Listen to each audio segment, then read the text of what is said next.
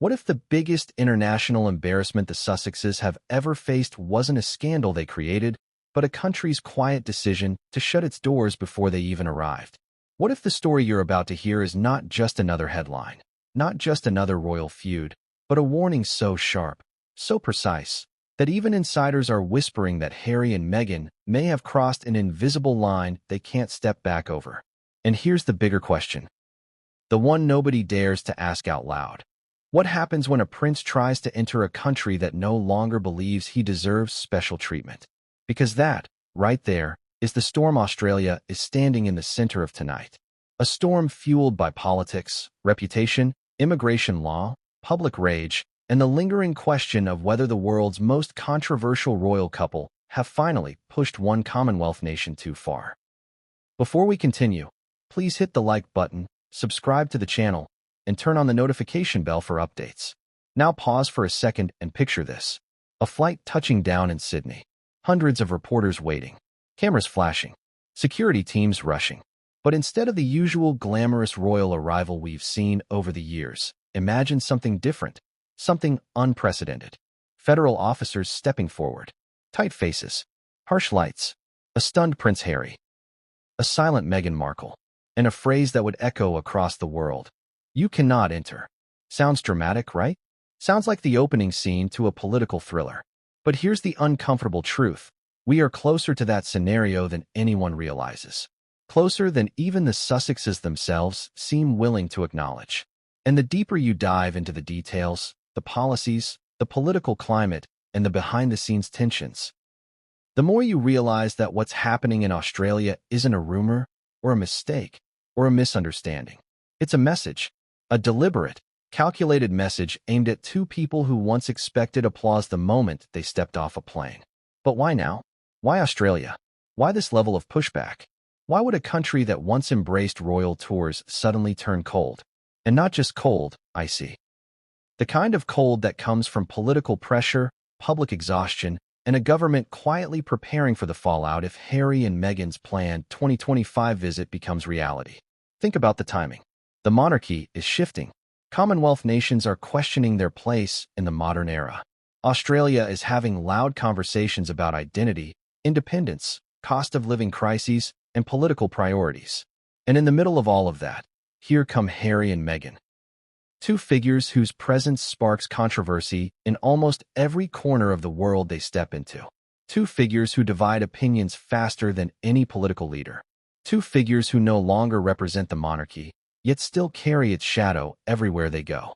So the question quickly becomes, was Australia ever going to let this happen smoothly? Or was a clash inevitable from the moment the Sussexes began hinting about their big return to the international stage? The truth is, Australia isn't the same Australia that hosted glamorous royal tours in the past. The public mood has changed. The political climate has shifted. And the government is under pressure from all sides. Pressure to be stricter on visas, pressure to avoid unnecessary security costs, pressure to stay transparent about how taxpayer money is spent, and pressure to respond to what many Australians see as celebrity tourists, not royal dignitaries. And that's where things get interesting. Because if Harry and Meghan had planned a trip years ago, back when they were working royals, the doors would have opened effortlessly. But now those same doors are guarded, questioned, examined. Now those doors have locks on them that didn't exist before. And now those locks are being tested by a couple who, intentionally or not, have become magnets for global controversy. Let me ask you something directly. Did you ever think we'd reach a point where immigration officials in a Commonwealth nation would be reviewing documents linked to a prince's memoir? Did you imagine a world where a government would have to consider whether the Duke of Sussex technically qualifies for the same visa rules that apply to everyday travelers? And did you ever expect that the couple who once represented the bright modern future of the monarchy would now be facing the possibility of legal consequences if they set foot on Australian soil? It sounds unbelievable. It sounds dramatic. It sounds exaggerated.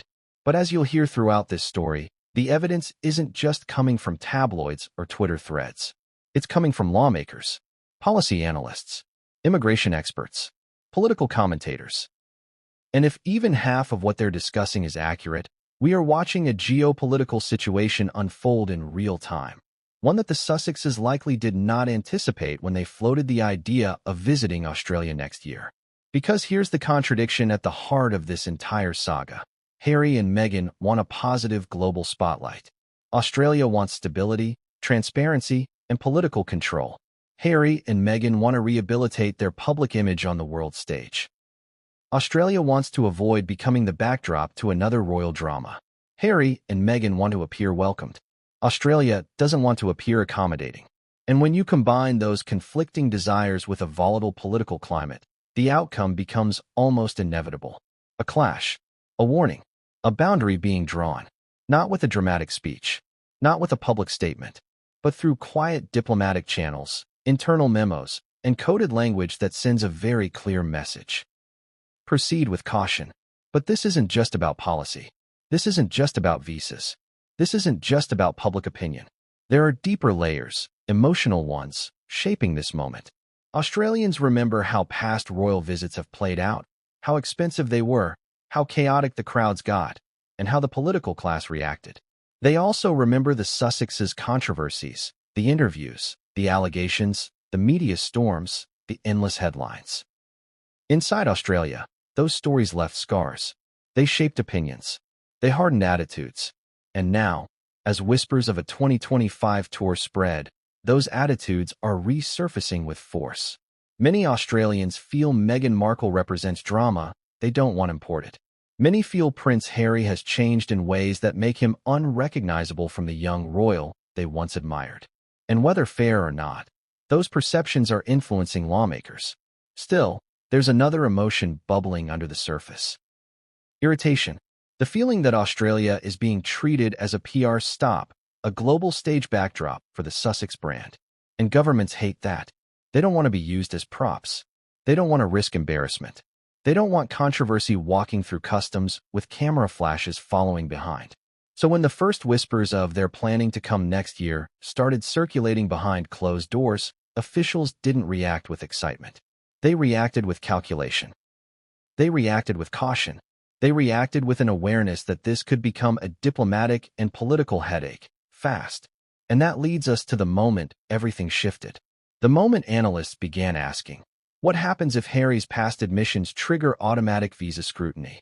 The moment MPs privately debated whether it was politically wise to welcome them at all.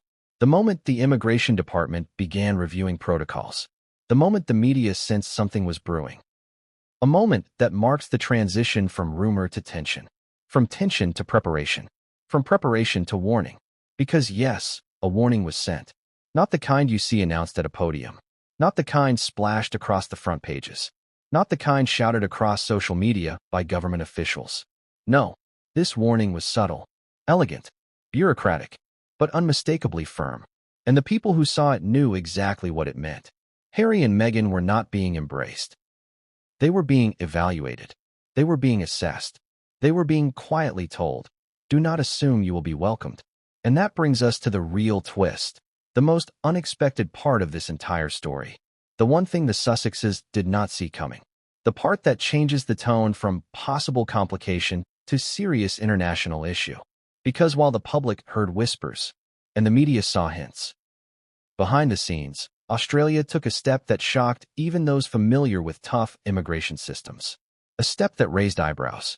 A step that suggested something bigger was happening.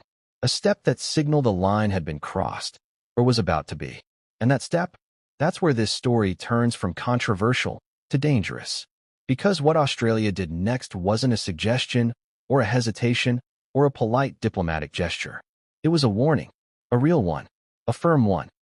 One that insiders say could lead to consequences neither Harry nor Meghan have ever faced before. And that warning is exactly where our next chapter begins. A chapter that asks the question nobody thought we'd ever have to ask about a prince and his wife. What happens when a country decides that two royals simply aren't welcome? What if the entire trip was doomed from the moment the idea was whispered inside the Sussex circle? Not because of logistics, not because of scheduling, but because Australia had already moved on.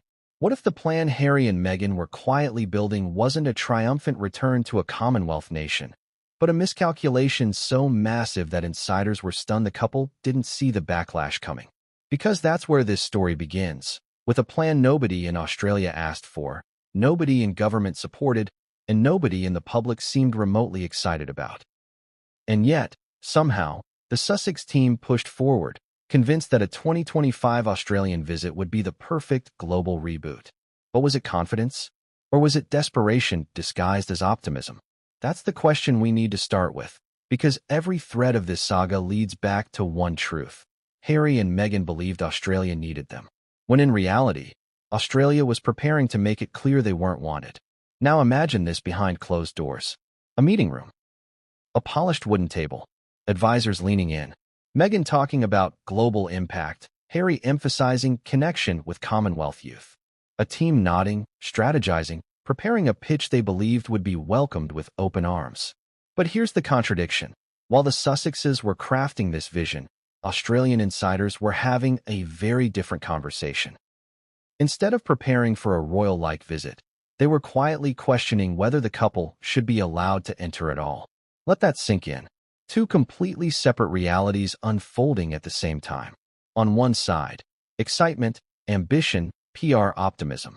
On the other, concern, resistance, political sensitivity. It's almost like watching two trains heading for the same track, unaware of the impending collision. And here's where the emotional twist comes in. If you looked at the internal Sussex discussions, sources say there was an almost nostalgic tone. Almost like Harry wanted to recapture something Australia once represented to him. Warmth, admiration, glowing public receptions. Meghan, meanwhile, reportedly saw Australia as an untapped stage, a place she hadn't fully completed her narrative arc. But audiences remember her last visit differently. Her controversies, her rumored clashes with staff, the tension around her appearance overshadowing key events. Australians have long memories when it comes to drama linked to public figures, especially those representing institutions they're already skeptical of. So while the Sussexes imagined crowds and cheers, many Australians imagined chaos and conflict. Ask yourself this. What made them think this would work? Was it bad advice? Misread public sentiment? Or a genuine belief that time had softened the criticism? Because the truth couldn't be further from that assumption. Public frustration hasn't softened. It has solidified. In fact, the more global controversies Harry and Meghan stirred up, the more Australians seemed to detach. Polls reflected it. Commentary shows reflected it. Street interviews reflected it. Even discussions in Parliament hinted at it. And yet the Sussex team somehow thought a 2025 visit would be greeted with excitement. The contradiction is almost cinematic. Ambition versus reality. Hope versus backlash. PR strategy versus political consequences. But here's where the plot thickens. While the Sussexes were quietly organizing their itinerary, Sydney, Melbourne, Brisbane, possibly a charity stop in regional areas, Australian tourism agencies were not informed, state governments were not briefed, and federal officials were absolutely not consulted. And that's a problem, a massive one. Because when high-profile figures plan to visit, especially figures with global notoriety, governments usually get involved early. Why? For security, for public safety, for political optics. But Harry and Meghan's team seemed to bypass the usual diplomatic channels, assuming the doors would open automatically. But those doors didn't open, they locked. Picture what this looks like behind the scenes. Emails being ignored, calls not returned. Senior officials brushing off inquiries with, "We're not aware of any formal request." And that one sentence already signaled trouble. It signaled that Australia was not rolling out a welcome mat. It signaled that the government was not enthusiastic. It signaled that this visit was being met with hesitation rather than hospitality. And as more details leaked, the Australian public became increasingly vocal, asking the same questions you might be asking right now. Why are they coming here?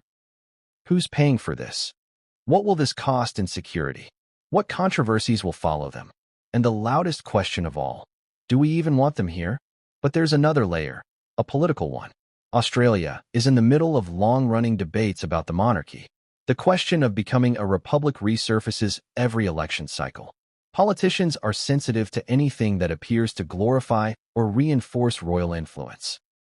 So the idea of hosting two ex-royals who frequently criticized the institution, that was never going to sit well. Politicians privately expressed frustration. Some called the visit unnecessary. Others referred to it as a potential distraction from real national issues. And then there were those who said the quiet part out loud. This visit is not in Australia's best interest. And that's when the situation began to escalate from mild skepticism to full-blown opposition. What really stings, and what adds emotional depth to this chapter, is that Harry seems genuinely unaware of how dramatically the public mood has shifted. The Australia he remembers from his youth, from his early 20s, from military trips, that Australia is not the same Australia of today. And Meghan? She has never had a warm relationship with the Australian public. The last time she was there, rumors swirled about her behavior, her tension with staff, and her impact on the tour's tone. Those stories never fully died. They simply settled in the background, waiting to resurface. And now, at the prospect of a 2025 visit, those old stories are back with a vengeance. Let's talk timing. Because timing is everything in politics. And the timing of the Sussexes' planned visit couldn't be worse. Economic pressures, housing debates, immigration concerns, cultural division. And in the middle of all this, two global celebrities who have nothing to do with solving any of those issues. Wanting a high-profile tour? It looked tone-deaf. It looked opportunistic. It looked unnecessary. And when something appears unnecessary in politics, it becomes a burden, a liability, a complication. Exactly the words officials used behind closed doors. So while Harry and Meghan imagined tours, charity events, and media opportunities, Australia imagined crowded protests, inflated security costs, and days of headlines dragging the government into royal drama. This wasn't seen as uplifting. It wasn't seen as inspiring. It wasn't seen as beneficial. It was seen as a political risk. And governments don't gamble with risks they don't need to take. But here's the moment where everything shifts. The moment where what was simply a bad idea became something far more serious. It began when immigration analysts were asked a question no one expected. What is the legal process if high-profile foreign nationals arrive with unresolved concerns in their background? Notice that word. Concerns. Not crimes. Not violations. Concerns. But concerns are enough to trigger scrutiny. And scrutiny is enough to trigger delays. And delays are enough to trigger legal complications. Suddenly, what started as a PR tour evolved into a potential immigration issue. And if there is one thing Australia does not tolerate, it's loopholes being exploited. And now we hit the emotional peak of this chapter. The realization that the Sussexes were not being welcomed, not being invited, not being encouraged to come. They were being scrutinized, examined, evaluated. That alone would be shocking for any traveling public figure. But for a prince, for a former senior royal, that is unprecedented. And yet, that is exactly where we are. Which leads to the cliffhanger, the question that propelled officials into the next stage of planning. The question that escalated everything. The question that turned whispers into warnings. What happens if Harry and Meghan show up anyway? What happens if the plane lands? What happens if the cameras roll? What happens if the government is forced to take action?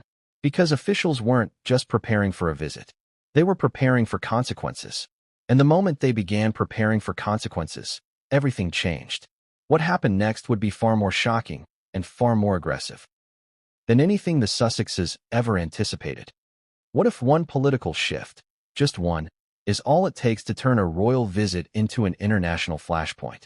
What if the Australia Harry and Meghan think they're walking into is not the Australia that actually exists now? Because here's the twist that almost nobody outside political circles understands. The country they're planning to visit in 2025 is operating under a completely different set of priorities, pressures, and expectations than it was even 5 years ago. And at the very center of this transformation is a political climate that has grown sharper, more skeptical, more protective, and far less tolerant of unnecessary spectacle. So before we even talk about visas, warnings, or legal consequences, we need to understand something crucial. Australia's shifting political landscape was the spark that ignited everything that followed. Now let me ask you directly. Have you ever watched a government subtly reposition itself without ever making a loud announcement? Laws don't need to change overnight. Leaders don't need to deliver dramatic speeches. All it takes is a shift in tone, a shift in policy focus, a shift in how decisions are framed and justified. And Australia is in the middle of exactly that kind of shift. one that has enormous implications for the Sussexes. Immigration has tightened. Border scrutiny has increased. Economic debates are louder. National identity conversations are more intense. And the monarchy's symbolic role is being questioned more openly than ever before. The Australia Harry once visited as a beloved young royal no longer exists. That nation is gone. What has replaced it is a political environment prioritizing practicality over pageantry, national interest over celebrity presence, and stability over spectacle. Let's break this down, because it's the key to understanding why the government reacted the way it did. In recent years, Australia has experienced waves of public frustration. Frustration over cost of living, economic pressure, housing shortages, and the feeling that political leaders are not listening closely enough to everyday concerns. That frustration didn't just sit quietly, it reshaped political agendas. The government became laser-focused on controlling spending, strengthening borders, and ensuring that public resources weren't wasted on events seen as unnecessary or self-serving. So when whispers surfaced about Harry and Meghan planning a multi-city tour, with security demands, media crews, and all the PR noise they bring, those whispers didn't land softly. They slammed into a political reality already under pressure. And here's the contradiction shaping this entire chapter. The Sussexes view their visit as inspirational, uplifting, meaningful. But Australian politicians view it as costly, distracting, and politically risky. Two completely different interpretations of the same event. And in politics, perception matters more than intention. A government facing public scrutiny does not want to be seen funding or facilitating a controversial couple's PR tour. It doesn't want to appear indulgent, irresponsible, or naive. Every move has consequences. Every decision can spark backlash. And the idea of rolling out a red carpet for Harry and Meghan? That would have been political suicide for certain MPs.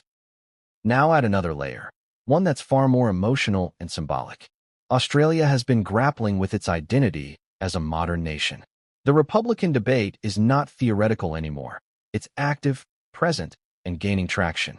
Public sentiment toward the monarchy has cooled, especially among younger generations. And in that environment, hosting two figures who've openly distanced themselves from the royal family becomes even more sensitive. It creates confusion. It creates conflict. It creates political discomfort. So when the idea of a Sussex visit surfaced, it collided with all these evolving discussions at once. Lawmakers weren't just thinking about logistics. They were thinking about optics, messaging, and national identity.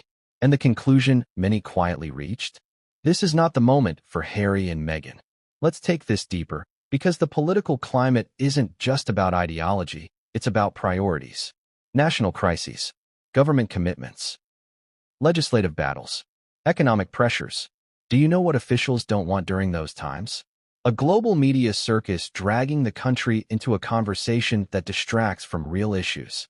Harry and Meghan attract attention, but it's the wrong kind of attention for a government walking a tightrope of public expectation.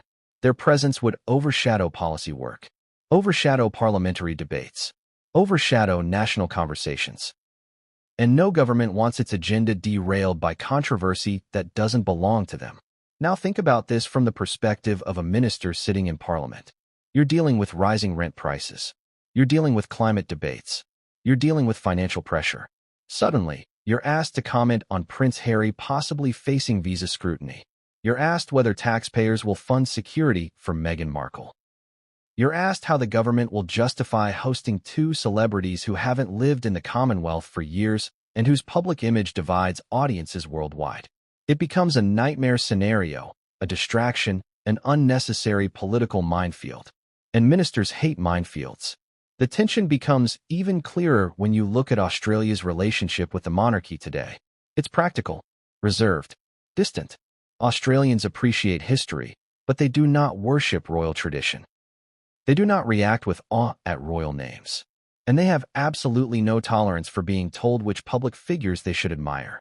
So when Harry and Meghan's team floated the idea of Australia as a major stop on their global return, they misread the national mood entirely. Here's where emotion enters the frame again. There's a sense among Australian voters that the Sussexes talk down to Commonwealth nations. that they treat former colonies as platforms for their activism rather than places with their own identity, pride, and sovereignty, that their involvement creates tension rather than unity. And politicians listen to those perceptions. They track them. They respond to them. Public frustration shapes political decisions. And when politicians saw how many Australians were already rolling their eyes at the very idea of a Sussex visit, they took note. And the government quietly began to shift from skepticism to resistance. Let me ask you outright, have you ever seen a government lean away from something before they even publicly acknowledge it? That's exactly what happened here. While Sussex advisors were reportedly preparing outreach emails, Australian officials had already moved into a defensive position. Meetings were held. Scenarios were examined. Potential outcomes were charted, not because they wanted the visit, but because they were preparing for the consequences if it went ahead. Take a moment to picture the discussions in Parliament House. Ministers exchanging glances, advisors whispering, policy analysts presenting risks. Someone asking, what happens if there's public backlash? Another asking, what happens if security costs become publicized? Another adding, what happens if protests break out? And then someone raises the question nobody wanted to verbalize. What happens if Harry's public admissions create visa complications? The room stiffens. The conversation sharpens. And that's when the government realizes something. This isn't a simple visit. This is a diplomatic and political liability waiting to explode. And here's the most revealing part. The government didn't panic. It planned. It assessed. It strategized. Because Australia's political climate rewards preparation over chaos. It rewards clarity over confusion. And if the Sussexes were going to force a political dilemma, officials were going to be ready for it. Now let's add the final emotional twist to this chapter. The sense of national protectiveness that quietly influences political decisions. Australians are fiercely independent, fiercely proud, fiercely allergic to unnecessary drama. They do not want outsiders dragging chaos into their national space. And in recent years, Harry and Meghan have become global ambassadors of chaos. Whether they intend to or not, politicians know this. The public knows this. And governments react accordingly. So as the political climate tightened, as public sentiment hardened, as immigration priorities crystallized, and as the Sussex visit shifted from rumor to possibility, Australia's government began preparing for a reality the Sussexes never expected, that they might not be welcomed at all. And that's where the real turning point begins, the shift from political resistance to legal scrutiny. Because politicians can dislike a visit, but only immigration officers have the power to stop one. And the moment those officers were instructed to review the situation, everything escalated. What they discovered next will make the warnings seem mild compared to what was coming.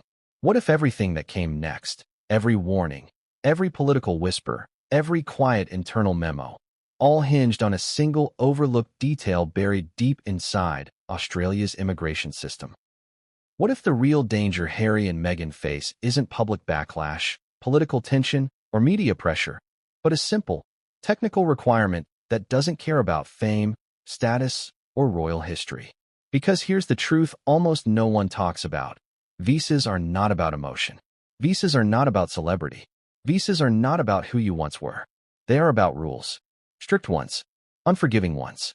And Australia's visa system, unlike those of many other countries, is known for one thing: being ruthless when it needs to be. Which leads us straight into the quiet, explosive question at the center of Chapter 3. What if Prince Harry doesn't actually meet the requirements to enter Australia at all? Let's start with a hook that will make your skin crawl. Could the Duke of Sussex, a man born into privilege, wealth, and global recognition, actually be stopped at the border like any ordinary traveler with questionable paperwork? Think about that. A prince, a global figure, a former senior royal, facing the same scrutiny as anyone else, forced to prove eligibility, forced to explain discrepancies, forced to clarify statements he made publicly in his own memoir that immigration officials in multiple countries have already flagged as problematic. It sounds surreal, impossible, absurd, and yet it's far more realistic than the Sussex team ever imagined. Because the moment Australia's immigration department was alerted to the possibility of a 2025 visit, a quiet process began behind the scenes, one that had nothing to do with politics and everything to do with compliance. And here is the contradiction you need to pay attention to. While the Sussexes assumed their fame granted them automatic access, Australia assumed nothing.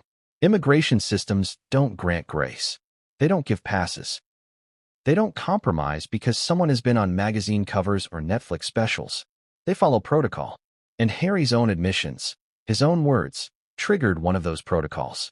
The same protocols that have delayed, denied, or complicated travel for countless individuals who are nowhere near as famous.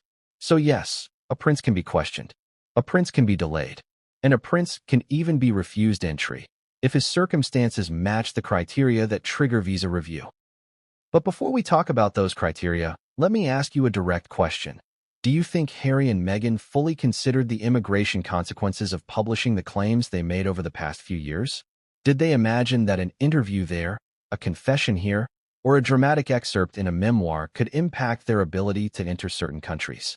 Many celebrities don't think about it. Many don't realize that border officials watch interviews, read public statements, and review all available information when determining eligibility. Australia is one of those countries. Its immigration department is known for thorough research. And if you think they wouldn't scrutinize a prince's public admissions with the same seriousness they apply to anyone else, think again. Let's break this down clearly. In his memoir, Harry publicly discussed past drug use in detail. That's his right. It was his story to tell.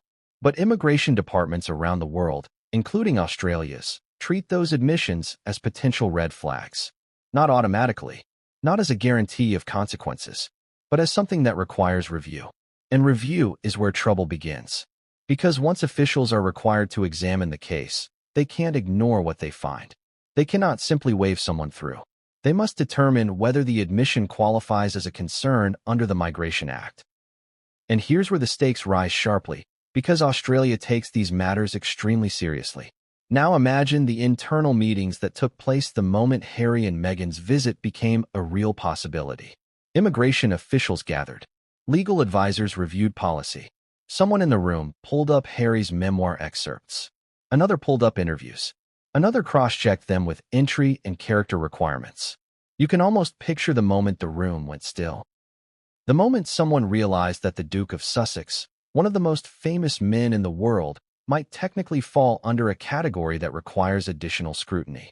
And once that door opens, once that file is flagged for review, everything changes. Here's where the emotional tension builds. Can you imagine the embarrassment if Harry applied for a visa and it was delayed? Can you imagine the global headlines if Australia requested additional information? Can you imagine the fallout if there were even rumors of a possible denial or detention? The government certainly imagined it. They played out every scenario. They prepared statements. They examined protocols. Because even the slightest hiccup involving the Sussexes would turn into a global media storm. And Australia has no interest in starring in that storm. So instead of ignoring the issue, instead of hoping it would resolve quietly, they prepared. They dug deeper. And that's when things became even more complicated. There's another factor Australia considers: consistency. If they enforce strict rules on everyday travelers, they must enforce them on famous travelers too. They cannot afford accusations of favoritism. They cannot create double standards. And they definitely cannot weaken their immigration credibility on the world stage. That is why Harry's public admissions matter. They matter not because he's Prince Harry, but because they are public. Once information is public, it becomes evaluable. It becomes part of the record. And immigration officials evaluate records. Let me ask you another direct question. Have you ever heard of a situation where a celebrity was detained temporarily at a border while officials reviewed their eligibility? It happens more often than you think. Musicians, actors, athletes, influencers. Some get delayed for hours. Some get turned back. And some get issued warnings that affect future travel. Australia has done it before. It will do it again. And Prince Harry is not legally exempt from that process. That's the reality the Sussex team didn't fully grasp. But remember, this chapter isn't just about Harry. Meghan's presence complicates things too. Not legally, but politically. Because immigration officers don't operate in a vacuum. They're influenced by the public mood, political pressure, and national interest. A controversial celebrity couple arriving at a politically tense moment automatically raises scrutiny. Their global reputation matters. Their controversies matter. Their history with the royal family matters. Their lawsuits, media battles, and public criticism campaigns matter. Australia evaluates risk holistically, and Harry and Meghan, whether they like it or not, carry risk. Now picture the next stage of this process. A confidential note sent from the immigration review team to a senior official. That official forwarding it to another department. Quiet discussions. Serious faces. Someone saying, "We need to prepare for all outcomes." That phrase, all outcomes, includes the very scenario Harry and Meghan never anticipated. The possibility of being stopped at the border for questioning or processing. It sounds extreme, but it is not unrealistic. It is policy, and policy does not bend for public figures. Add in another emotional layer. Harry's status as a former working royal does not help him. It hurts him. Because it means additional security, additional crowd control, additional media pressure, additional political expectations. Immigration officers don't just review visas, they review impact. And Harry and Meghan bring impact everywhere they go. Not all positive. Now here's the part of the chapter that makes this situation feel almost cinematic. Once officials realized that Harry's application would trigger mandatory review, everything escalated. The issue spread from immigration to legal advisors, from legal advisors to diplomatic liaisons, from diplomatic liaisons to senior ministers. Because a delayed visa is one thing. A delayed visa for Prince Harry is an international story. And an international story involving immigration becomes a political weapon, used by commentators, opposition parties, and critics. That risk alone made officials uneasy. And yet it gets worse. Because within that review process lies a rarely discussed clause, a clause that allows for temporary detainment if needed while eligibility is assessed. Temporary detainment. Let that sink in. This is not rumored. It is part of the law. Famous individuals have faced it before. And the moment this possibility was raised internally, the tone of discussions changed. Because nobody wanted to imagine the scenario. The images, the headlines, the diplomatic outrage, if Prince Harry were detained in Australia due to a visa issue. This is the moment where the situation went from potential complication to genuine concern, and from genuine concern to warning. So now that the visa question is no longer theoretical, now that it has become a real, measurable risk, officials began preparing for what happens next. And what they prepared for is far more alarming than anything Harry and Meghan ever considered. Because once the visa issue became undeniable, Australia took the next step, the step that no royal, ex-royal, or celebrity ever wants to face. A step that suggests the country wasn't just cautious. It was preparing for enforcement. What happened next would make immigration review look gentle by comparison.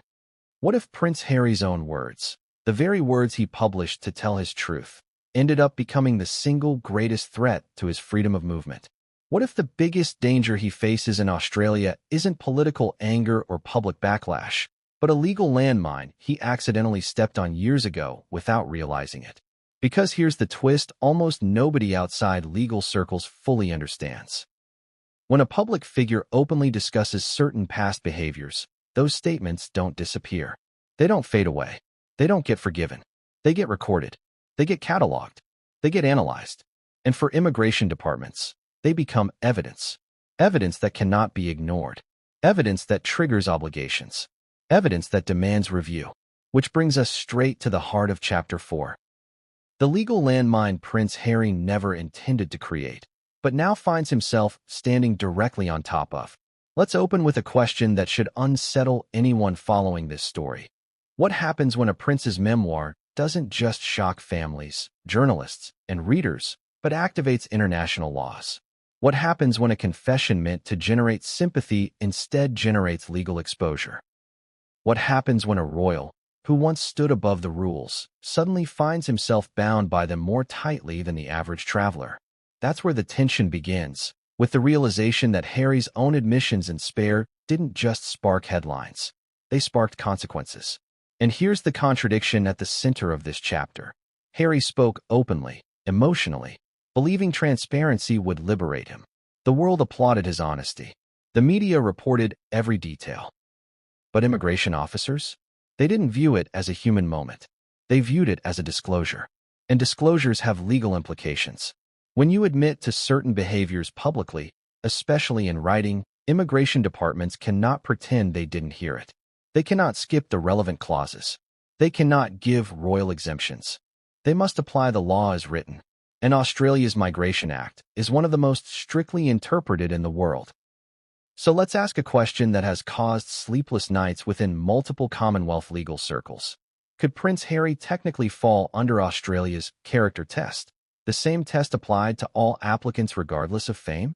Not because he is dangerous, not because he is a threat, but because the law was designed to prevent exceptions. And once he published those admissions, those details, those experiences, they became part of the public record. And the public record becomes part of the legal evaluation. Now picture the moment this realization hit Australian immigration officers. They're not watching TV shows. They're not reading tabloid gossip. They are reviewing documented excerpts, public statements, verified interviews, all of which contain content that could, under strict interpretation, require additional scrutiny or even temporary denial. Imagine an officer scrolling through a digital file containing Harry's own words, knowing that in Australia, these words have weight. They carry legal consequences. They cannot be ignored without setting a precedent. And Australia does not set precedents lightly. Let me ask you directly, did Harry think this far ahead when he wrote Spare? Did Meghan? Did their publishers? Did their advisors? Openly discussing past issues may feel empowering, but legally? It's like declaring, here is evidence you may use to evaluate me. Evidence that can and will be compared to visa requirements. Evidence that triggers mandatory review.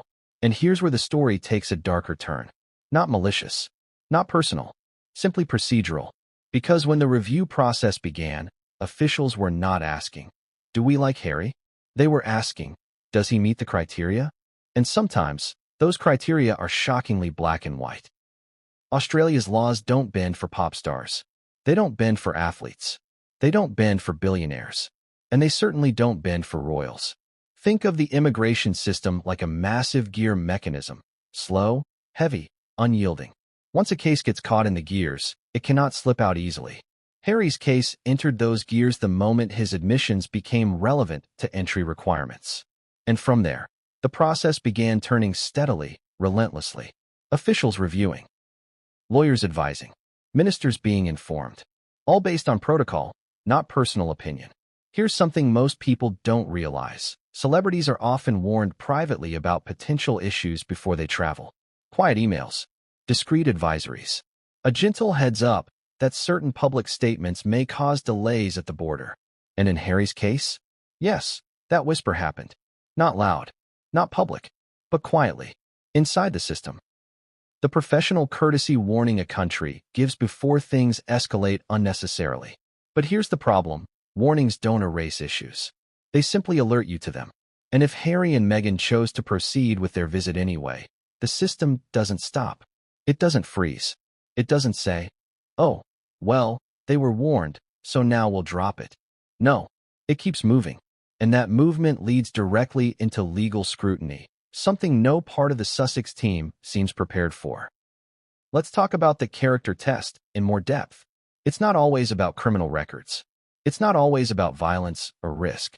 Sometimes, it's about public disclosures of past conduct. Sometimes, it's about concerns regarding honesty on applications. Sometimes, it's about ensuring no exceptions are made that could later be used as political ammunition. And Harry's public statements, his interviews, his book, his documentaries, provide more than enough content to trigger a closer look. Now imagine this. A senior immigration lawyer reviewing Harry's case says, he may not be denied, but he may be questioned. And questioning takes time. That single phrase, he may be questioned, is enough to cause panic within security teams and diplomatic advisors. Questioning is where delays happen. Questioning is where optics get messy. Questioning is where photos leak. And questioning, for someone as high profile as Harry, is where the story becomes global instantly. Because here's the emotional core of this chapter. Harry likely believes his past is behind him. He believes honesty liberated him. But immigration systems don't measure intention. They measure compliance. His honesty didn't free him, it legally bound him. Now let's add another twist. Australia's political climate makes it even riskier. Any decision involving Harry will be heavily scrutinized. If the government is too lenient, critics will howl about favoritism. If the government is too strict, supporters will accuse them of cruelty. Either direction sparks political conflict, which means the safest route, the only route, is strict adherence to the law. No exceptions. And here comes the most chilling part of this chapter, the moment where everything shifts from theoretical to real. Australia has the right to temporarily detain individuals whose paperwork requires clarification. Not jail, not punishment, detainment for verification. It sounds mild in legal terms. It sounds terrifying in real-life terms. And that possibility, however remote, became part of internal discussions once Harry's file was reviewed. Imagine the diplomatic nightmare. Imagine the media explosion. Imagine the footage.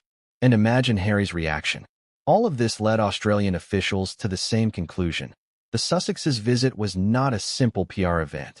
It was a legal risk. Which brings us to the cliffhanger. The moment the Australian government took the next step, the moment they moved from reviewing the file to issuing internal guidance. Guidance that made one thing unmistakably clear. Harry and Meghan could not be allowed to assume they would enter without consequences. What that guidance actually said, and what it implied, is far more aggressive than the Sussex team ever expected. What if the most devastating warning isn't shouted, announced, or televised, but delivered in silence? What if the message Australia sent to Harry and Meghan wasn't a public declaration, but a quiet, calculated signal buried in bureaucratic language so sharp that anyone who understands diplomatic communication instantly recognized it as a stop sign? Because that's the unsettling truth behind Chapter 5. The Australian government didn't need to make a grand statement. They didn't need to embarrass Harry and Meghan publicly. They didn't need to call a press conference. All they needed to do was whisper, and the whisper was louder than any headline. Let's begin with a question that should send a chill through anyone following this saga. How does a modern government tell a global celebrity couple they are not welcome, without actually saying the words, "You are not welcome"? The answer is simple. Subtle wording, strategic phrasing, carefully chosen sentences that carry meaning beneath the surface. Diplomatic tone masking decisive intent. And that's exactly how the Australian government delivered its first warning, quietly, discreetly, but unmistakably. Picture this moment. A senior official receives a briefing request.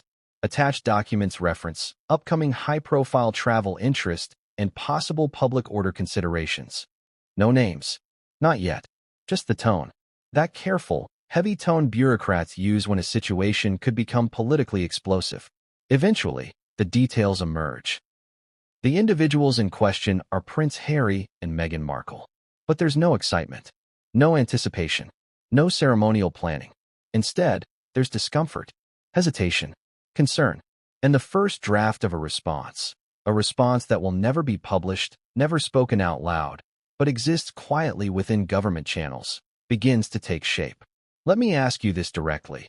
Have you ever dealt with someone who clearly wanted to avoid committing to something without flat-out refusing it? They say phrases like, "We're evaluating options," or "This requires further assessment," or, "At present, we do not have information supporting the request." Government language is no different, except when they use those phrases, they carry much more power. And in the case of Harry and Meghan's potential visit, Australian officials deployed those phrases like precision tools. Because here's the contradiction at the heart of everything. Harry and Meghan interpreted Australia's silence as neutrality.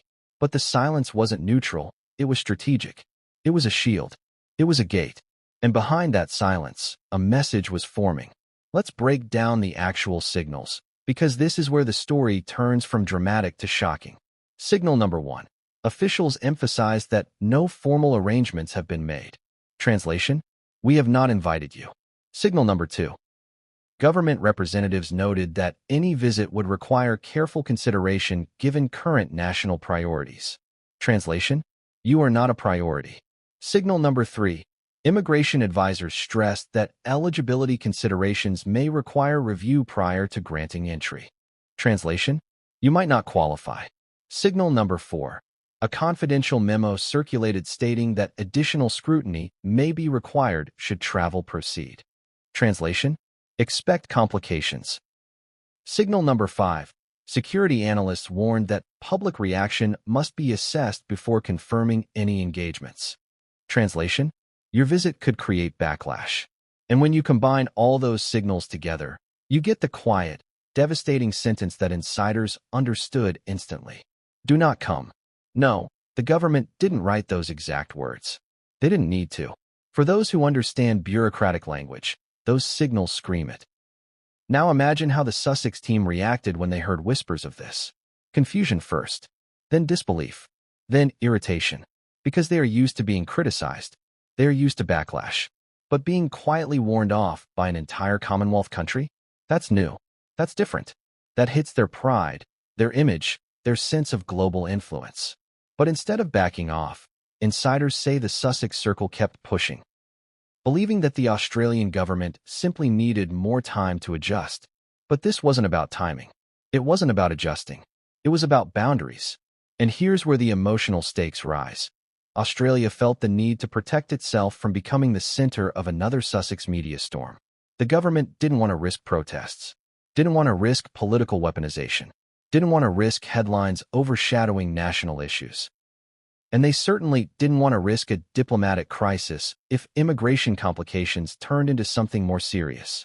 So the warning remained quiet, subtle, controlled, but absolutely clear.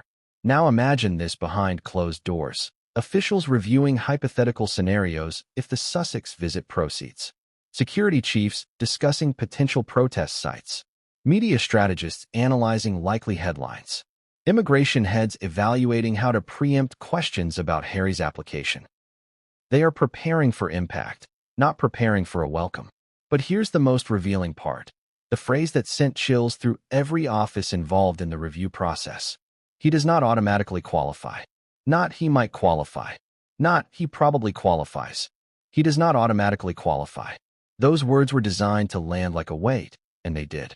Because for a former senior royal, the idea of not automatically qualifying for entry is a humiliation. It's a slap in the face. It's the ultimate reminder that Harry is no longer who he once was. That his status no longer shields him. That his past statements now work against him. That the world has changed, and he failed to see it coming. And while all of this is happening internally in Australia, across the ocean, the Sussex team continues floating ideas to media contacts, hinting at significant upcoming overseas engagements, and suggesting that Australia is among the destinations. It's almost tragic, as if they're walking toward a cliff without realizing the ground beneath them is vanishing. Because here's the core emotional twist of this chapter. The Sussexes believe the world still operated on old rules.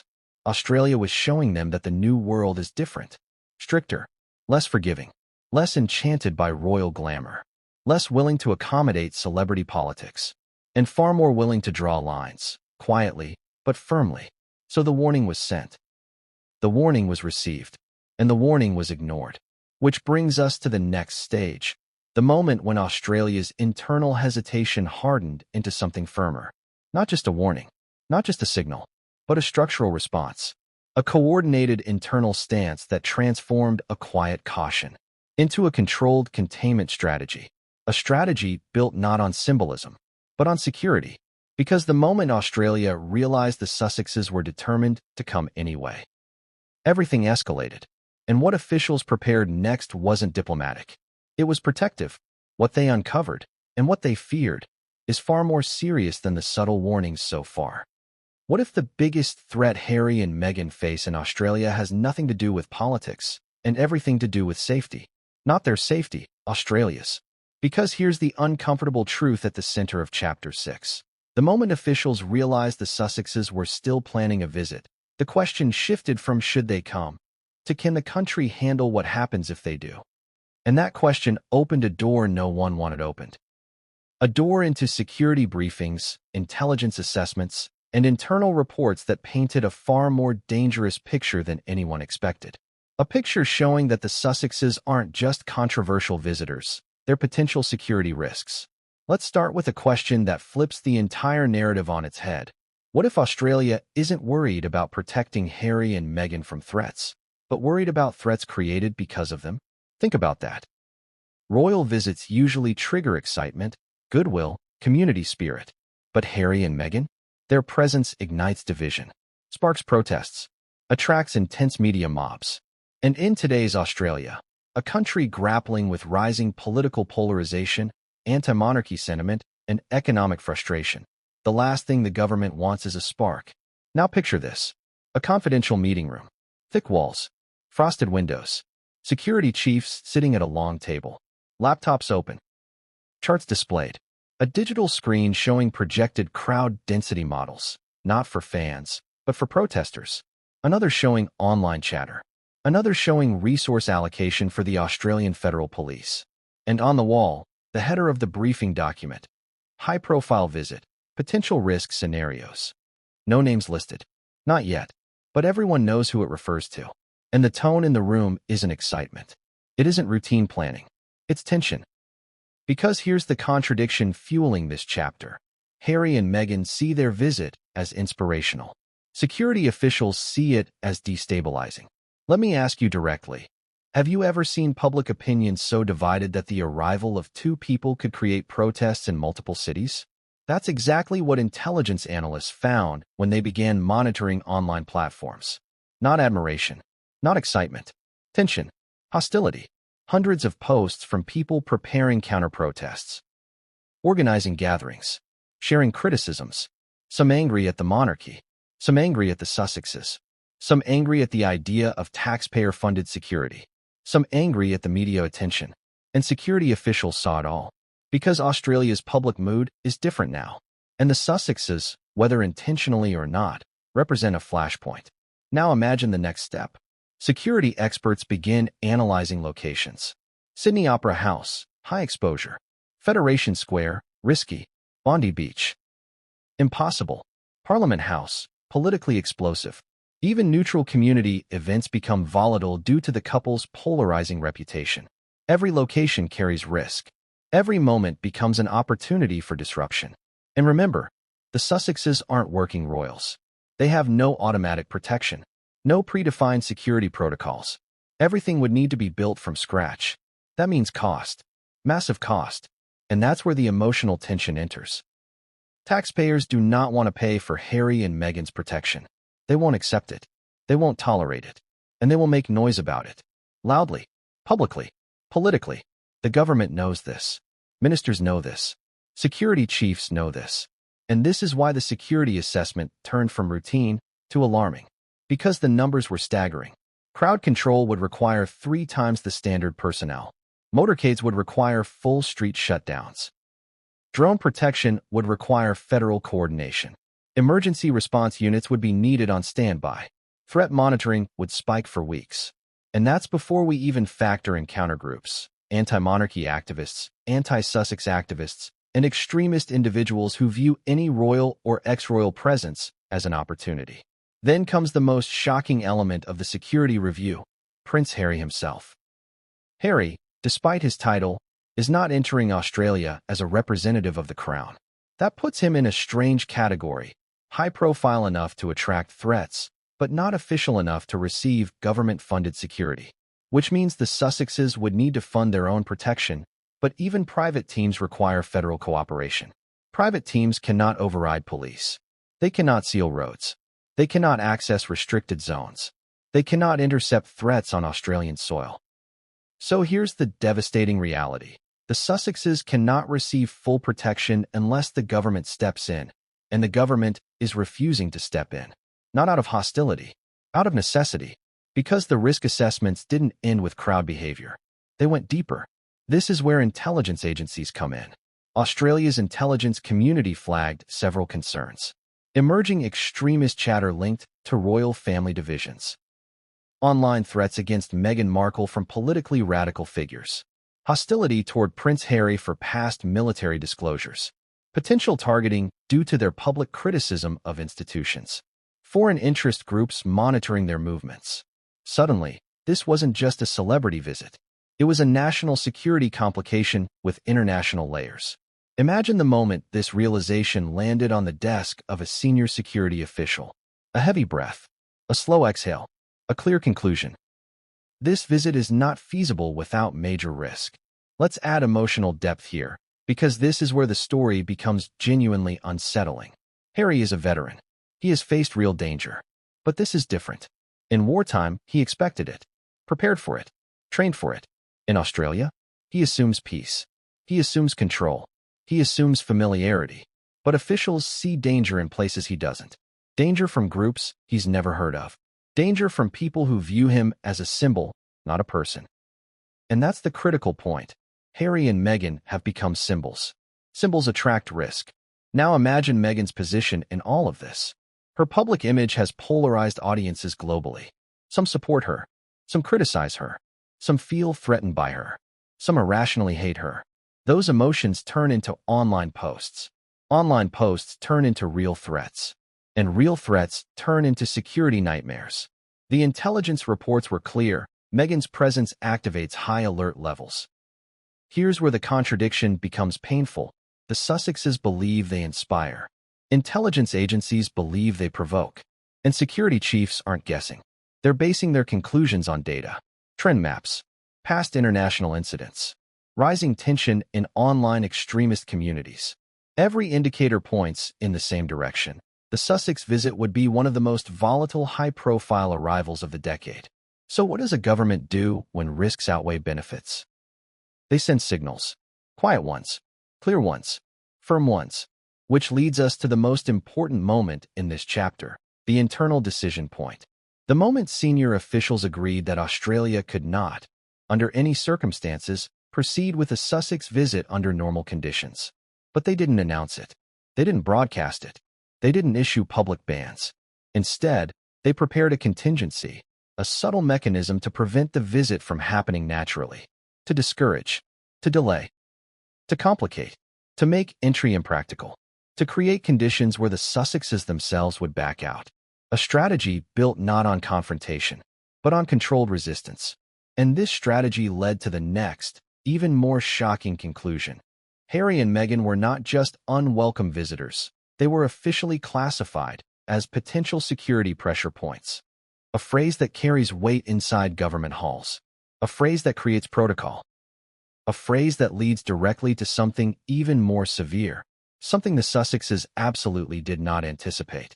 Because once someone is labeled a pressure point, the next step is always the same. Escalation. And the next stage of escalation in this saga is far more humiliating and dangerous than any warning so far. Something so explosive that even senior officials debated whether it should be documented at all.